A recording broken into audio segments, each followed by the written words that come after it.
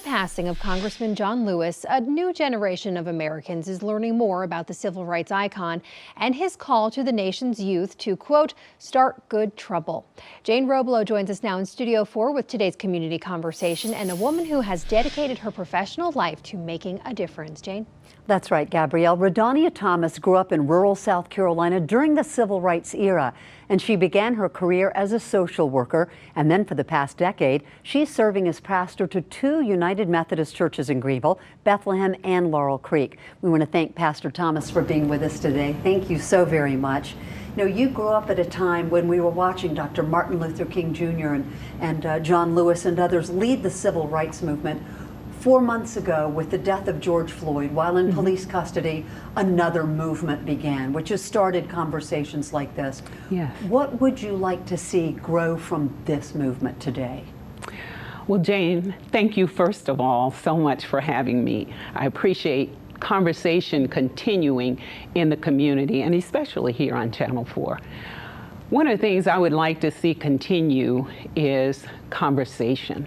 I think it started seeing such blatant racism taking place in the street, and I would love to see it continue. I think John Lewis and Martin Luther King, the fight that they had for our country, for people to recognize that there are people who are suffering, who are enduring injustice. And Martin Luther King said it. He said it best: injustice anywhere is injustice everywhere. And so it continues to manifest itself and go forth if people don't recognize the racism. And in having the conversation, I learned things that you're struggling with that I might not have known otherwise. How do you challenge people, particularly the white community, to start those little fires in our own hearts, to examine in our own hearts where there may be racism that we were unaware of? Well, as a pastor, one of the things that I have learned through my experience is that a lot of people feel that Christianity is a heritage instead of a spiritual decision, a relationship with Jesus Christ. And one of the things I would like to see in people's heart is that they would turn to Christ, and that now that their consciousness has been awakened, that they would stay awake and they would see what's not there, open their eyes. And when they walk in a building, if there is, you know, our community is filled with different ethnic groups. And you walk into an institution and you see that there is nobody that looks like other ethnic people. I think institutions should look like the people in the community. I say stay awake. Stay awake. Keep your eyes open. Look for those things that are not there. What is not there? What is it that you don't see? And I just encourage people, pastors, to continue to minister Christ to people, to minister that God would have us to understand that, yes, He is full of grace, but He is also full of truth. And the truth of God is what we like to push aside because the truth is not easy, it's not something people want to hear. Nobody really wants to hear the truth, but Christ says that in the end, He's going to say, I never knew you. I never knew you. And we don't want that as pastors to ever be said about our congregations. Thank you so much. Pastor Radania Thomas, we appreciate her being with us, certainly giving a challenge to pastors and each individual person to examine our own hearts. Tracking severe weather across Spartanburg County, hail and strong winds north of Boiling Springs right here, and a brand new severe thunderstorm warning just issued for southern Cherokee and northern Union County. This warning goes until 5:45. I'll track both of these and show you where temperatures go from here in just a few minutes.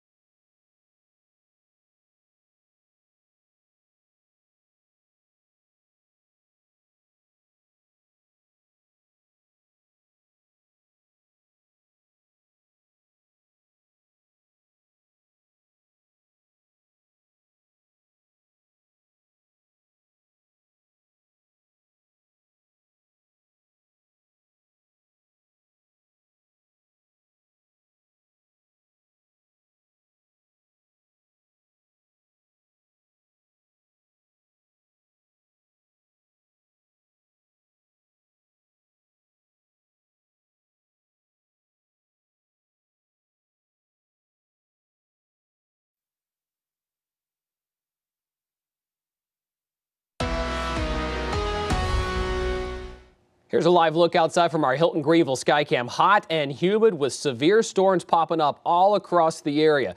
It has been the hottest day of the year so far, topping out at 97 in Greenville, and that's fueling these storms. Live Super Doppler 4 HD in alert mode right now. We've got multiple severe thunderstorm warnings stretching from Spartanburg to Cherokee and Union counties, Union down to Lawrence right now. Let's start with Spartanburg County. I've been watching this cell just north of downtown Spartanburg from Boiling Springs up through Lake Bowen. Extremely heavy rain. Frequent cloud-to-ground lightning and some large hail moved across Highway 9 here on the southern part of the lake. You can see it flare up right there in pink. So thankfully, the hail side of this has started to die down, but still some very gusty winds along the Highway 11 just west of you folks in Chesney. As you go down just a little bit towards southern Cherokee County near Surratt right here, this flared up into a very strong storm with gusty winds up to 60 miles per hour right on the Union-Cherokee County line, that just south of Surratt. The storm at one time went up to about 30,000 feet. Thankfully, I can tell you that storm is starting to collapse a bit. So that one flared up quickly, and now it looks like it's flaring back down, which does present an issue for possibly some strong winds with an outflow. You've got some hail here just south of Union. A new severe thunderstorm warning here for Union County from Cross Keys right along the Highway 49 right here. As you look at some hail, some gusty winds associated with that as well. This warning goes until 6 o'clock. And then a brand new severe thunderstorm warning just issued seconds ago for Lawrence County from Clinton to Joanna. We've got some very strong winds. In fact, let's look at some of these winds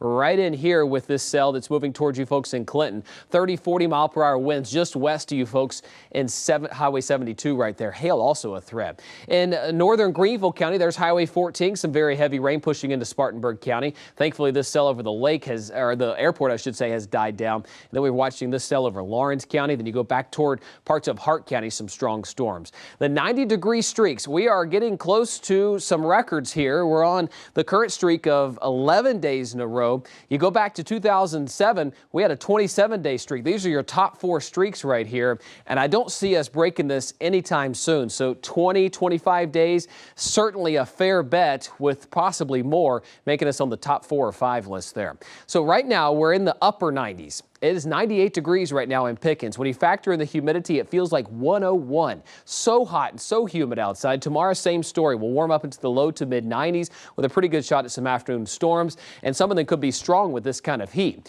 The wind coming out of the south, which brings in plenty of mugginess to the atmosphere. That's going to feed these pop-up storms in the afternoon, Tuesday and Wednesday. But by Thursday, a frontal boundary settles across our area. It'll be the focus for more widespread storms. So I do expect a 70-80% chance of rain and storms by the afternoon and evening hours, both Thursday and Friday. The good news, this front settles south of us going into the weekend, which will leave us still with stormy conditions, just not as widespread. So pop-up storms Tuesday, Wednesday with very hot conditions. Heat indices in the low 100s. Thursday, Friday, more widespread and scattered thunderstorms, especially in the afternoon hours. By the weekend, we're back to the pop-up stuff with temperatures remaining very hot in the low to mid 90s. Chris, thank you. And here's what we have coming up on WYFF News 4 at 6. An upstate man believes he should have access to the lake he lives on, but the utility that manages it disagrees. We do have those rights, and they're very upset about that. And it's been nothing more but pure harassment. From recreation to irrigation, he says he has the right to use the water. What the utility has done to stop him. That WYFF News 4 investigation is next at 6 o'clock right here on WYFF News 4.